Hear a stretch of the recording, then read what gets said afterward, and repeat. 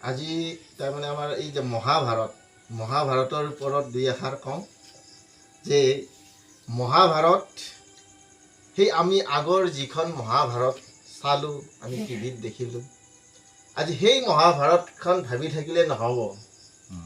মহাভাৰত হৈছে আপোনাৰ গৃহস্থলীখন আপুনি কেনেকৈ চলাই নি আছে, সেইখন এখন মহাভাৰত। তাত আপুনি পঞ্চপাণ্ডৱৰ ৰোল প্লে কৰিব লাগিব, কৌৰৱক বশ কৰিব লাগিব, বুজি পাইছে?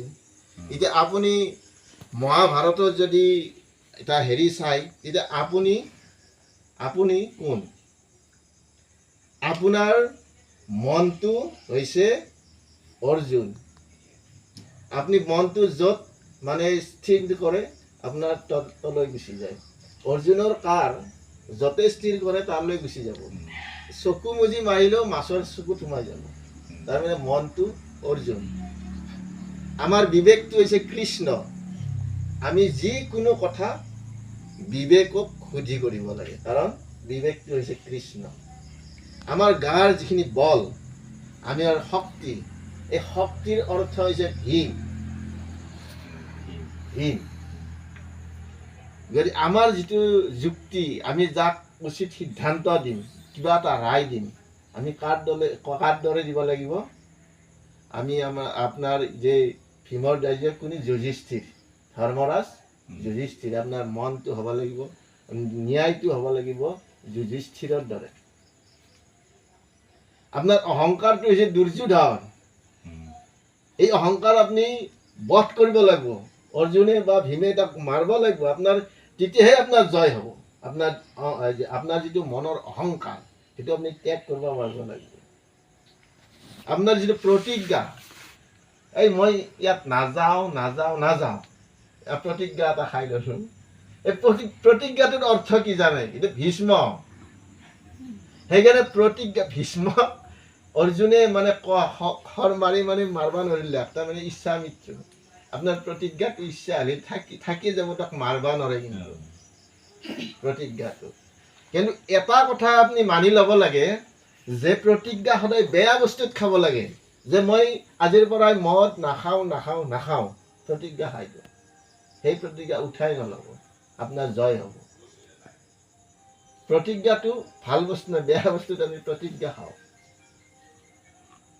তো আপোনাৰ যিটো দেহৰ বল ভীম, আপোনাৰ দেহৰ যিটো বিবেক কৃষ্ণ, যিটো মন অৰ্জুন আদিকে লগত লৈ আপুনি মহাভাৰতৰ যুদ্ধখন কৰিব লাগিব। আপোনাৰ গৃহস্থলীখন চলাই নিবৰ কাৰণে আপোনাৰ বলটো প্ৰয়োগ কৰক। অৰ্জুনক সোধক, ক'ত অৰ্জুনেতো পুৰা মাইণ্ড লগাই দিব, ক'ত কি কৰিলে কাম হৈ যাব। তো আপুনি সেইমতে বলটো ইউজ কৰক, বুদ্ধিখিনি ইউজ কৰক। বুদ্ধিটো হ'ল কৃষ্ণ সুধি কাম কৰিব লাগে। চব মনৰ দ্বাৰাই যিবিলাক কাম কৰে সেইবিলাক তাৰমানে শুদ্ধ নহয়। যে আপুনি হঠাৎ ক'ৰ পৰা আহি আছে, এই বল আজি এই তাত খেলাখন আছে নহয়, ক'ত চাই আহোঁ, কৈ দিলে এই বল সেই যদি বল যদি আপুনি তাড়াতাড়ি গ'ল, সেইটো আপুনি মনক সুধি কৰিছে, বুজি পাইছে নহয়? সেইটো আপুনি মনক সুধি কৰিছে, বিবেকক সুধি সেই কামটো কৰা নাই।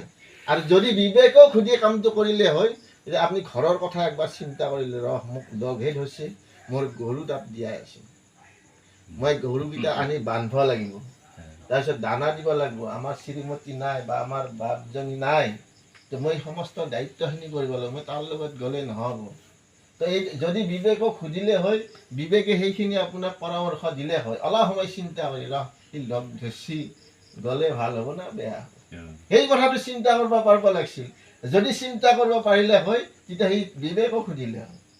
মনক সুধি যদি বল দাউৰ মাৰি গুচি গ'ল না, এইটো মনক সুধি কাম কৰিছে। আৰু মনক সুধি যদি কাম কৰে, আপুনি পৰাজয় স্বীকাৰ কৰিব। সেই ভাবি চিন্তি কৰিও কাজ, কৰিও ভাবিও না, তাত বাঙালীৰ ডাইলগ দিছি, মানে কামটো কৰাৰ আগত 1000 বাৰ ভাবা তুমি, কিন্তু যিটো কৰি ল'বা তাত আৰু কৰাৰ পিছত আৰু মোৰ লছে হ'ল নেকি, এইটো কৰিব নালাগিছিল, এই কথাটো ভাবিব দৰকাৰ নাই। কাৰণ যিটো আপুনি কৰাৰ আগত 1000 বাৰ ভাবি লৈছে না, শুদ্ধ কাম দেখিয়ে কৰিছে, গতিকে তাক আৰু ভাবাৰ দৰকাৰ নাই, তুমি কৰা। চিষ্টেমটো হ'ল সেনেকুৱা। আৰু সেইকাৰণে আমাৰ যিখিনি ঘৰ গৃহস্থলী চলাব লাগে, গতিকে আমি অৰ্জুনৰ দৰে যুদ্ধ কৰিব লাগিব, পঞ্চ পাণ্ডৱ হৈ যুদ্ধ কৰিব লাগিব। আৰু কৌৰৱসকল হ'ল আপোনাৰ যিটো বেয়া অভ্যাস চৰিত্ৰ, যেনে এই মই যি ক'লো অহংকাৰ, সেইটো এটা বেয়া চৰিত্ৰ, সেইটো কৌৰৱ।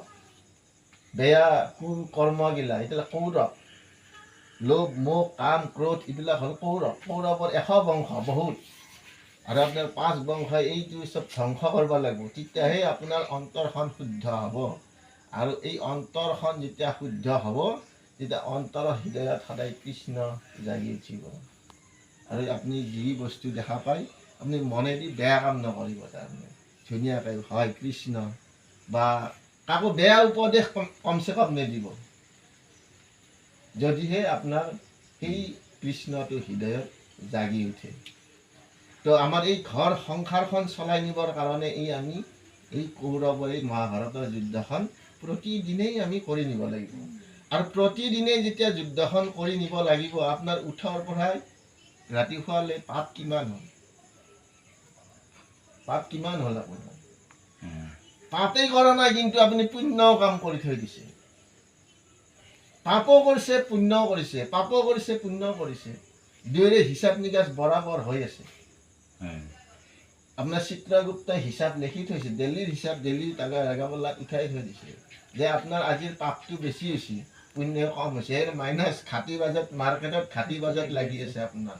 তাৰমানে কালিক লৈ কষ্ট বেছি হ'ব, আপুনি আজি পাপটো কৰিছে নহয়, কালিক লাগি সেই পাপৰ ডাবল খৰচ, সেই মাইনাছটো উঠাব লাগিব। নহ'লে যদি জিৰো হৈ নাযায়, ঘাটি বা এই পৃথিৱীখন নচলে, পৃথিৱীখন ঘূৰণীয়া। আপুনি জন্ম আজি হৈছে, আৰু যদি এই ঘূৰি আহি যোনদিনাই মৰিব, সিদিনাই এক ৰাউণ্ড হ'ব। হয়তো এইটো 5 বছৰতো ল'ব পাৰে, 100 বছৰতো ৰাউণ্ডটো ল'ব পাৰে, কিন্তু এপাক ঘূৰিবই। জীৱন চক্ৰটো, মানুহৰ জীৱন চক্ৰটো এপাক ঘূৰিবই। গতিকে মহাভাৰতৰ যুদ্ধ আমাৰ গৃহস্থলীৰ লগত এনেকুৱাকৈ ক'লোঁ বাৰু। তাতে আৰু যুদ্ধ কৰিব যাওঁতে মহাভাৰতৰ ইমান অসংখ্য সৈন্য, এই সৈন্যগিলা আপোনাৰ কি হয় বুজি পাইছে নাই? গাত নোম, আপোনাৰ প্ৰতিটো হেৰিত মানে বাধা দি থাকে। আপুনি যে পঞ্চপাণ্ডৱ হৈ আছে, আপুনি যুধিষ্ঠিৰ, আপুনি ভীম, আপুনি অৰ্জুন, গতিকে আপোনাক বাচাব কোনে? আপোনাৰ এই সৈন্যগিলা হ'ল গাল লোম। আপোনাক সেইবিলাক হাৱা বতাহে আপোনাক গাটো প্ৰতিৰক্ষা দি থাকে। আৰু সেই লোম বা এই কৌৰৱৰ এগেইনষ্টত আকৌ সৈন্য আছে নহয়, সেইটো পাণ্ডৱৰ এগেইনষ্টৰহে সৈন্য। কৌৰৱৰ এগেইনষ্টৰ সৈন্যগিলা যিবিলাক হত্যা হৈ যায়, আপুনি খেতি কৰোঁতে অসংখ্য কেঁচু কুন্তি কাটা যাব। আজি আপুনি চাহপাত বাগান কৰিছে, কিমান আপুনি অৰ্জুন হৈ ধ্বংস কৰি আছে, মাৰি আছে। এই পোক পৰুৱাবিলাক মাৰি আছে নে নাই? গতিকে এই মহাভাৰতৰ যুদ্ধ আৰু আজিৰ আমি চলা যিটো পৰিস্থিতি সম্পূৰ্ণ একেই, কিন্তু আমি তাক ভাবি ল'লেই হ'ল। কৃষ্ণ, আজি এইখিনিয়ে ক'লোঁ।